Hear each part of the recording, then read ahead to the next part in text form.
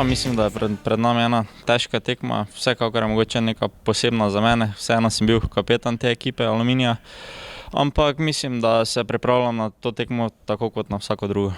Ja, vemo, da je Aluminij dokaj poletno začel to prvenstvo, ampak mislim, da v tej ligi ni nekih skrivnosti, zato mislim, da je našemu trenerju vse jasno. Ja, Aluminij je trd tekmec, predvsem doma, mislim pa, da jutri smo mi domačini in mislim, da moramo dati vse od sebe, smo vseeno kvalitetnejši in pričakujem, da bodo vse 3 točke ostale doma.